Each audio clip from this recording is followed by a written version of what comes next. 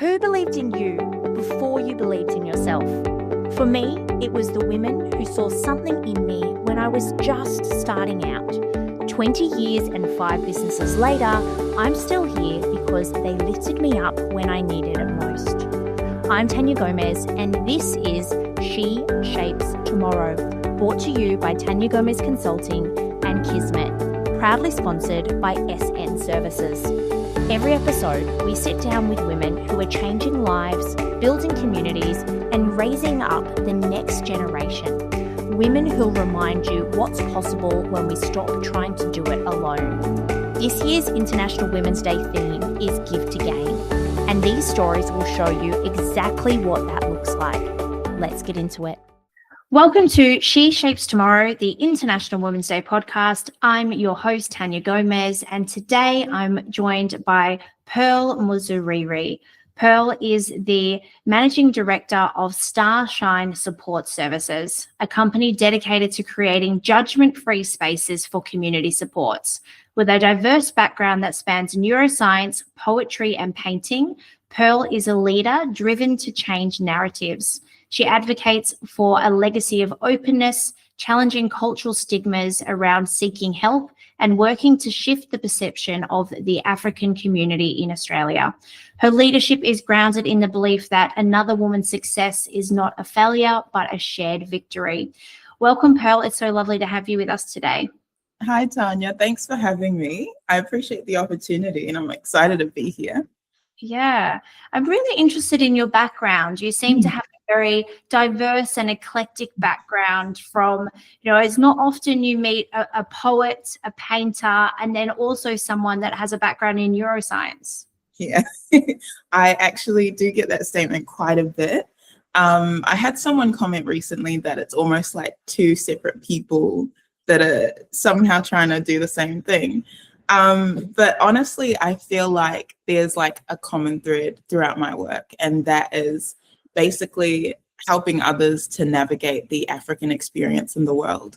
So I focus heavily on community, even through my poetry, through my painting, and all of my themes focus on navigating who you are and mental health, and making sure that everybody can sort of have a safe space to express themselves, to explore themselves. And I think Starshine just marries that up really nicely.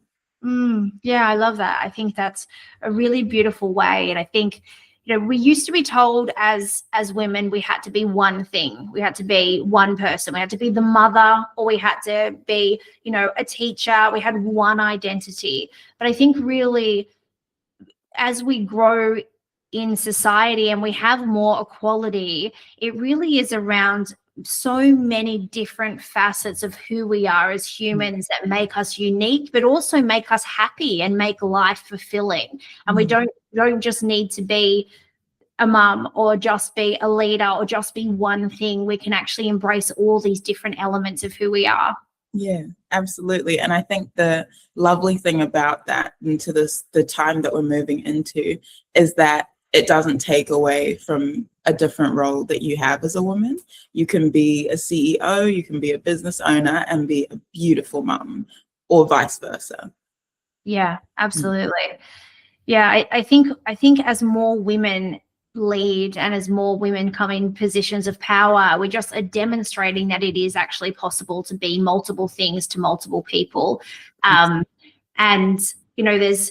there's so many people in my career who have also thought that what I do doesn't really make a lot of sense, that, oh, you lived 3 lives, or how did you go from that job to that job, or that business to that business? And to them, they seem like very completely different things. But to me, it's really about me using the skills that I have to serve the world best. And I can use those skills in multiple segments, in multiple ways. It's just at that time that makes the most sense, that right now I can use that skill in that way to have the best impact, or to solve that problem that I'm trying to solve. Yeah, it's like you took the words out of my mouth, honestly. That's exactly why I do what I do in so many different spaces. And I honestly think it makes a bigger impact when you are able to transfer your meaning, your purpose across different facets. Yeah. Yeah, and I get feedback often that I do too many things that don't make sense to people. That, oh, you're doing this and you're doing this, and how does that make sense? And I came across many years ago. I came across Marie Forleo as an American business coach. She's the #1 female business coach in the world, I believe. And I did one of her programs, and it wasn't that the program was remarkably amazing, but what taught me was she was a dancer and she was an actress. And then it's actually about creating a life you love, not just thinking about creating a business that makes money, but what is something that's going to fill all of those aspects. And as an entrepreneur, I love that I can pick and choose, that I can do the bits I love on any given day. And I don't have to, just be a teacher in a classroom. I don't just have to be a mum at home, that I can take little bits and I can do school drop off and I can still be home in time to record a podcast. And then I can go and write a chapter of a book. And then I can go and do a mock audit with someone and take them through the audit process. And for me, that variety, it creates for me freedom. It's a sense of freedom of being able to choose the parts of me and not having to let something I'm interested in die because I have to chase money and make that my main priority. Yeah, absolutely. I really like that you stated freedom, because it is freeing in a way. And everybody says, that common saying, job your love. And I really think it's true. If you make sure that you expand yourself, especially as early as possible, that you're always going to be doing something that you love, regardless of where you end up. And I feel like that makes the impact that you make feel more genuine. Yeah. Yeah. And more meaningful. Right? At the end of the day, for me at least, and I think most people in the disability space, it's actually about the people and the society you're contributing to. So, the experience of being, you talked about the African experience, but it's really about the human experience, right? Like making every day something that we're doing, something we're proud of, we're doing something to help something larger than ourselves. We're not just focusing on the tiny little thing that's going to move us ahead, but what's actually moving our world ahead and the narrative ahead and society ahead. Exactly. Yeah. And it's funny because when you focus more on the bigger picture, it does selfishly move you ahead as well, because human experience, you're part of that experience. And I think sometimes when we work in such service heavy industries, we can forget ourselves a little bit, but it's nice that along the way you can remember, well, it's for all of our good. So yeah. Now, I wanted to talk about the moments that made the wonderful human that you are. And you said that your leadership journey started by working with some pretty amazing women, and that you worked under Dr. Catherine Howell at the Royal Children's Hospital, and that was a turning point for you.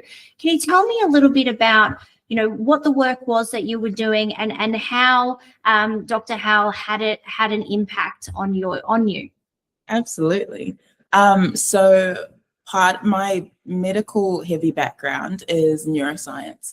So I worked fresh out of uni, I worked at Monash Hospital, and then I worked at Royal Children's through Murdoch Children's Research Institute. And that's where I got into contact with Dr. Catherine Howell. And I think honestly, that was the first time that I had experienced such a balanced leader. And the bonus was, it was a woman. So it was lovely because it sort of reflected so many possibilities back to myself.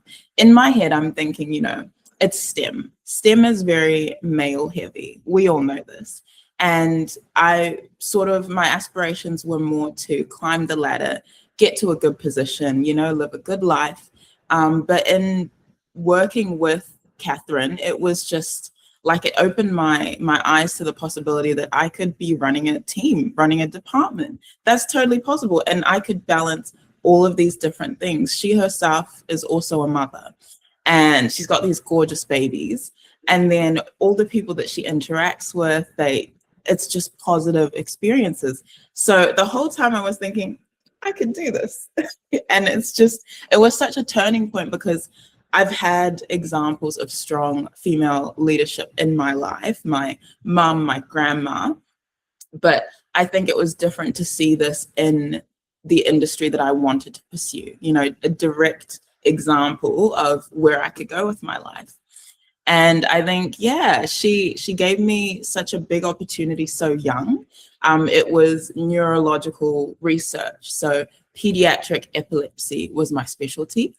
And we focused on, children with genetic seizures and anything that sort of encompassed brain health and wealth. And which again links back to what I love to do, which links back to the brain. And it was just honestly the perfect opportunity. I couldn't have asked for a better starting block. It's amazing that it just takes one role model to really change that viewpoint on what's possible for us and to show us the way. Absolutely. When we're growing up, where the school system teaches us that we need to finish school and we need to go to university and we need to get a job and we need to move into a career, and we kind of just go down that path because there's no option. And then we get into the workplace and actually, sit there and think probably 99% of jobs people have isn't a job that we even knew about at school or was even an option for us. But by watching other people, you can say, oh, I really love that.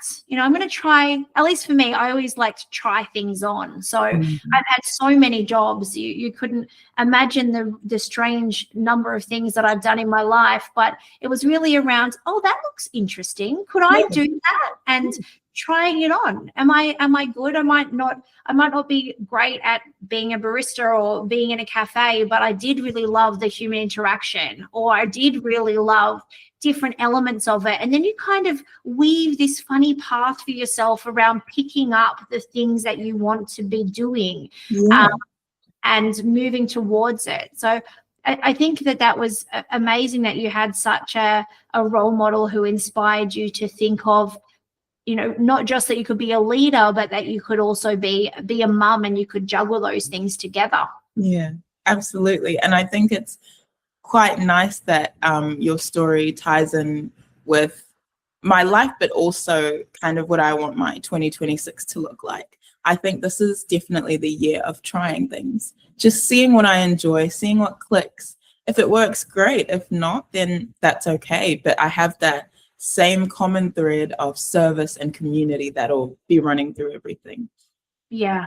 For me, a couple of years ago, I sold a business, and I've sold 3 businesses in my life. I've had 5. I've sold 3. And I sold a business. It was the second business I'd sold, and it was, we got a good amount of money, but I didn't want to retire and do nothing. And so that's when I built this business, Tania Gomez Consulting, and it was really for me that I'm just going to explore the projects that make me happy. And I'm just going to say, this is our 3rd year of business, but in our first year of business, I just did so many things. I did launch some events, launched some talked at events, launched a podcast. I just did all these things that I had always kind of thought I wanted to do, but kind of like, who am I to do that? I just did it anyway and was like, the worst thing that can happen is that some of them don't work, but I'll create connections, I'll create relationships, I'll meet some people, I'll learn some skills.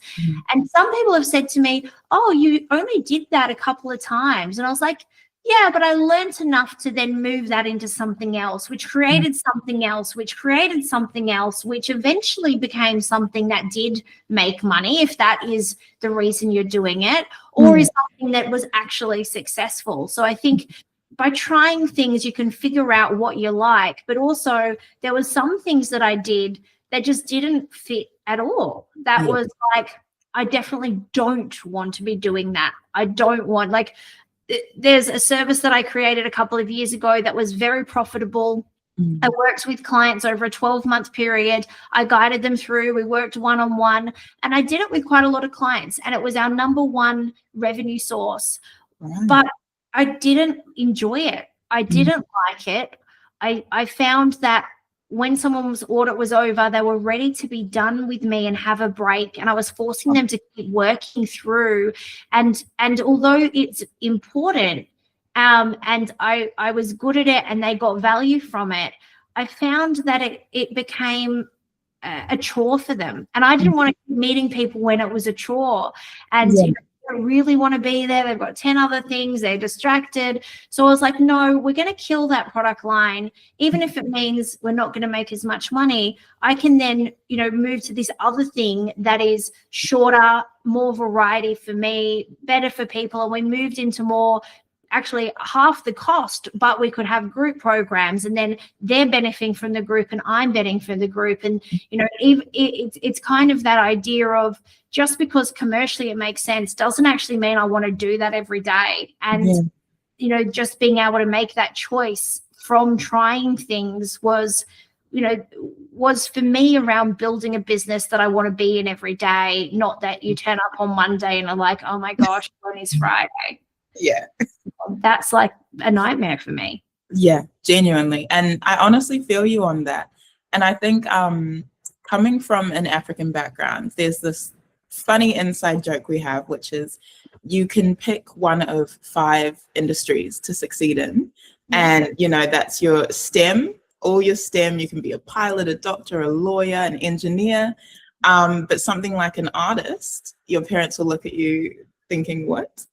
And in my journey, I've found that I've become sort of an inspiration in that you can do these multiple things and succeed and be happy. You know, like I've got the neuroscience background, so I've ticked off my parents are happy, and I can also pursue what I like to do in my free time. And then joining them up just all around makes me happy. And I think that's it. It's just making sure that whatever you're doing, it drives you the right way. Your purpose is still aligned. So I like that you felt, even though it was profitable, even though it looked great to the outside, you still thought it's not aligned with me. So let me do what's aligned with me. Yeah, I think for me that's the most important thing now.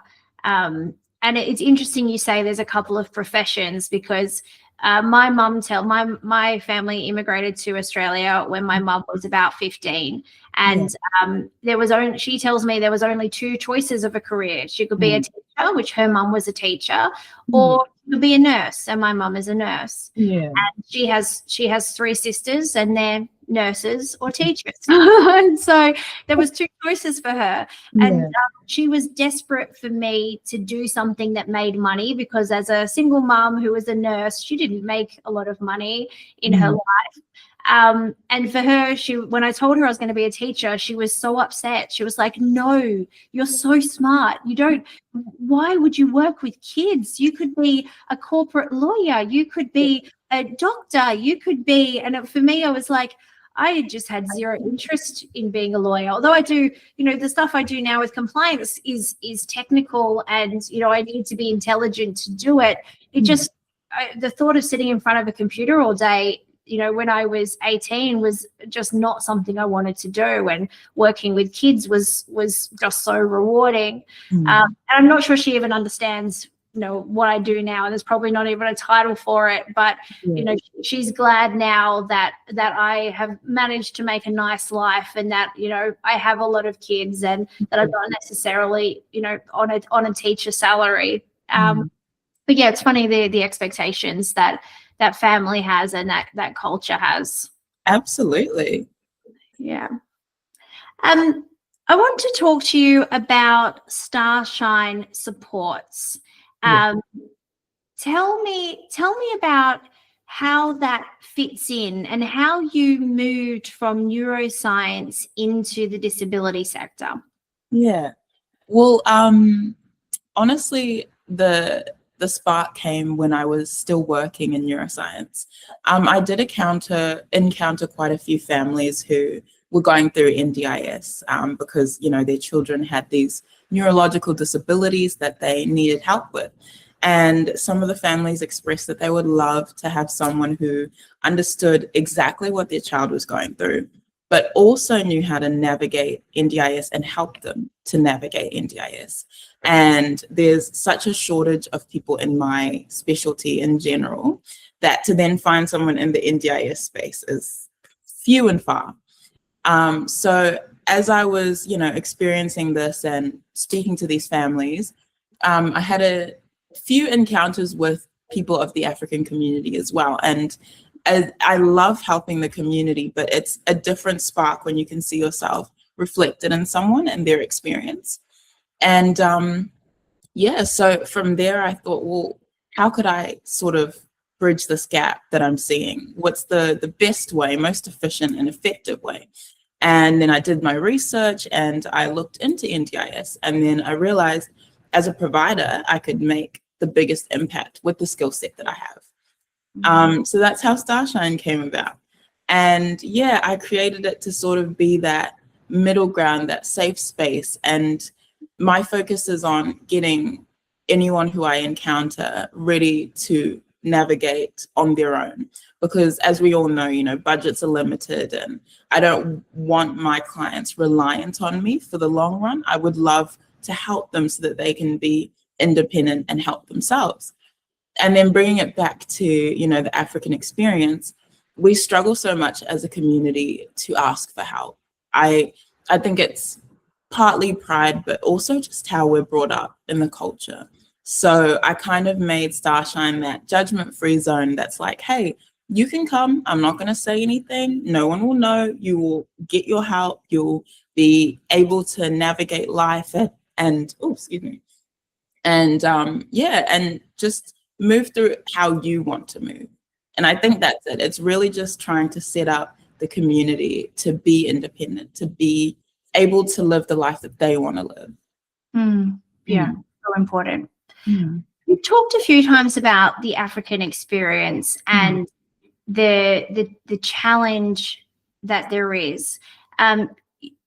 Previous to this interview, you talked about the current narrative surrounding the African community. Can you tell me, for someone who's not aware and outside of the African community, what is the current narrative about the African community, and what's the impact that that's having? So unfortunately, there've been quite a number of incidents that have come up with especially youth violence. It's sort of had this negative connotation of African gangs within the media in Australia. Coming from the other side of the story, my perspective is just, I'm seeing kids who need help. And unfortunately, people who run the media don't necessarily look like us and may not necessarily empathize in that same way. And so that narrative of African gangs or African youth gangs and violence, it's got this highly negative connotation that is leaking into all facets of African life in Australia. And it's hard to watch because they're such a minority. Our community is so vibrant, so lovely, so loving. And to see that be people's first experience of us is just so heartbreaking. So that's sort of what I'm trying to help fix. It's not a one-man job. It's not something I can do alone. But if I could change the perspective for one person, that is, a job well done for me. Yeah. It sounds like, I don't watch the news, so I am kind of oblivious. I opt out because it is so negative out there and so much media hyperbole that has absolutely no facts, no grounding in fact or reason. But it sounds like, there's still quite a lot of racism in Australia towards African people, and, I'm sure many other groups. How do you keep pushing through and keep moving towards, equality, not just as a woman, but also as an African woman? I love that question. The short answer is it has its days, its moments where I definitely think or maybe I'm biting off more than I can chew here. But I think at the end of the day, you have to, as cheesy as it sounds, you have to be the change you want to see. And I think that I focus on the positive. I look for the good. And if I don't feel that, I will try my best to force it. I think whenever I have a funny thing, if I feel as though someone may be judging me based on, appearance or their own preconceived notions before they get to know me, I sort of push for an interaction where they have to be confronted with who I am. And then from there, if they still don't like me, that's okay. But at least they can make a more informed judgment. Luckily, my experience in Australia hasn't been too bad. Like, I've come across such open, welcoming, loving people. That might be because of the industry that I'm in. Service, you get a lot more genuine people in these industries, and healthcare as well. But yeah, so I sort of just want to do my best to ensure that anyone who comes across me gets a good picture of what the African community looks like, because I feel like I'm a genuine representation of my people, and that's what I want someone who encounters me to feel. Yeah, I guess that really is a very practical way to break down those stereotypes and those barriers. And I know personally, I have friends from very many backgrounds. I used to teach in international education. I used to teach international students in Australia. So I've had firsthand knowledge of meeting people from all over the world, and I've traveled, and my husband's family are Malaysian, and it's quite diverse. They're Indian Malaysian and Chinese Malaysian, so there's a mix there. And I think for me, I also grew up in an area. My mum is a bit of a hippie, so she loves all people. And so for us, there was, my mum has friends of every type of background you can imagine. And we grew up in an area in Sydney that's very much known for it was migrant communities when I was growing up. It's very fancy now and expensive now, but it used to be very, very much migrant communities, and also very big gay community. And so for me, I've always been surrounded by people that are different in many ways. But I am conscious that I am still a white person, and it is easier for me. I see that with my husband. My husband is, has brown skin, and when we go places, there's still racism towards him, even though his family moved to Australia before me, and we're both first generation Australian. Our children are second generation Australian, but still, and in our children, we've got a mix between we've got 4 children, and they have all different skin colors between them. And I hear things to my darker children that no one would say to my lighter children. And you think, it's a very strange concept for me that in a country like Australia, that everyone almost, apart from Indigenous people, we're all migrants. We've all come from somewhere, that you can still get this bigotry and you can still get that. But I think as soon as you have met someone from a background and had a relationship, you do then associate that, right? You go, you hear something in the media and you go, well, that's not actually my understanding of that demographic. I've met beautiful people in that demographic, and vice versa. I won't name a culture, but lots of tourists, when you're around the world, have different reputations, right? And you go somewhere and you're like, those tourists are like that. And you kind of get those stereotypes that come in. But I think your approach is very honest and open, and it's, experience it and then decide if there is something to be scared of, or something to not like, or something that is, a cultural difference that doesn't make sense for you. Yeah, exactly. And I think I like to travel. And so that tourist example that you used is right up my alley. But I have those moments when, I'm walking through Melbourne and I see tourists, like a large group, and, they might not be familiar with traffic rules or anything. So they might be, in the way.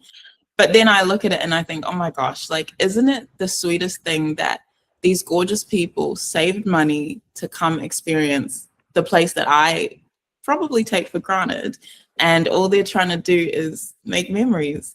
And so I think it really is how you look at it. So if you want to see the good in people, you'll find it easily. But if you don't, you won't. And it's just a mentality thing. And it is hard to see run sort of rampant, that racist mentality in Australia. But I like to joke, if I get the comment, go back to where you came from, I think, all right, well, are you going to be on the same flight or? Yeah. Yeah. Yeah. I was always confused by that comment. Like, and even growing up, it's like, where are you sending them? Go back to where you came from. They were born here. Exactly. I don't understand. Get the bus back to, doesn't make any sense to me. Exactly. In high school, I was in a high school for the first few years that was a very, very white suburb. And it was, we had one person from European countries and one person from an Asian country, and that was kind of diversity. And then I changed schools to another school that was in a very other area, and we had a lot of diversity. And at that time was the first time I really realized that that I was any different. And I was one of about 5, what they called Aussies at the school, and everybody else were from multiple different areas. And as we'd walk around the school, I naturally fell into the group of the Aussie girls. I did try out some other groups first, but somehow I ended up with the other Aussie girls, and they would used to do the kangaroo noise that at me and be like, hey, Skippy. And I was like, this is so strange. Like, your parents were born in Australia, mine weren't. Neither of my parents, but because I've got white skin, I'm classified a different way. When it's completely confusing to me. And they would be like, oh, you wouldn't understand because you're Australian. I'm like, hang on, but you've been in Australia as long as I have. Like, sure, you do have a different experience, but it was always confusing to me, that sentiment. And even when I see things online about hating people from other countries, I just think we're so much of a richer country when we accept other people and other ways of doing things, and we're open that the way that we've always done it isn't the way it always has to be. And we can learn so much from so many wiser people. And Africa is supposed to be one of the oldest countries that there is, and apparently we all date back somehow to Africa, right? So I'm not sure why there would be such bigotry that still exists. Definitely no space for in that for me. So the theme for International Women's Day 2026 is Give to Gain. What does that mean to you in the context of your life? I think my overall theme is service, and I like to focus my energy on the community. So in my spare time, I mentor youth, and that is with education or just general navigating life. And I think that in giving my time, I've actually gained quite a bit of knowledge. It's different when you hear things, in the media about youth and what they're doing and what's going on for them in their experience in life. But actually spending time with them and, getting a chance to see the world from their eyes has sort of opened mine a bit more. And it's kind of helped with that, positive, innocent outlook on the world. I find it easier after mentoring to, be more gentle with people who may not, have the same inclination towards me.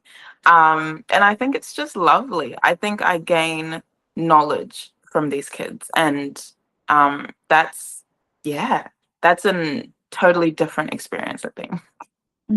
That's beautiful. When you look at the leader you are today, the managing director, the mentor, the artist, what would you tell the younger Pearl who might have felt that being a woman in power was impossible or just too rare? Honestly, I think I would tell her to just keep being yourself. I think looking back, I was pretty switched on when I was younger. And coming from my culture, that wasn't necessarily seen as a good thing. I did love to, push the envelope and challenge what was going on. I asked many questions, and sometimes those questions weren't necessarily met with open answers. Yeah, but I would tell myself honestly, what you're doing is right for you. So don't let someone else's experience impact how you feel about what you should be doing or the direction that your life is taking. Because I feel as though I did quite a few things that were a bit unorthodox, and it's proven to have been the right thing for me to be where I am now. So yeah, I would tell younger Pearl, keep going. Just keep going. In fact, do more. That's great Yeah. advice. For women listening who are trying to rewrite the narrative for themselves and their own stories, what's the one message you want them to take away from your story? Oh, that's a lovely question. I think honestly, the biggest thing is authenticity. Like we said before, earlier in the podcast, there are many moments in life where society expects you to be one thing and to stay in your pretty little box and tie a little ribbon around it. But I think no matter what you're doing, even if it is staying in that box, as long as it's true to you, then that's okay. You can walk with confidence, knowing, you know what, I'm doing what I want to do, what I feel is right.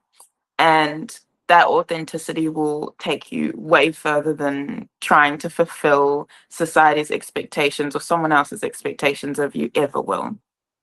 So yeah, just be yourself 100%. Beautiful. Finally, where can people follow your work or learn more about Starshine support services? So with Starshine, LinkedIn is where most of the magic happens, and Instagram as well. So we are at _StarshineSS. And yeah, we've got a website as well, starshinesupportservices.com.au. So if you follow any of those channels, you'll be able to see our updates. As for myself, Pearl Missouri on LinkedIn, I post a mirage of content of what I'm doing, and you can follow my art there, and you can follow Starshine, and you can follow my medical journey as well. So everywhere. Thank you so much for your time today. It's been so lovely to get to know you and have this important conversation. Thank you so much, Tania. I appreciate it. Wasn't today's guest amazing? Imagine being in a room with over 100 women like her. That's our 2026 International Women's Day events, happening across Western Sydney, Gold Coast, Adelaide, and Perth this March. You'll meet women building businesses you want to learn from. Leaders are solving problems you're facing right now, and the kind of people who become your text at midnight support system. That's not networking, that's give to gain. Find your event at taniagomez.com.au. I'll be there, and I hope you will be too.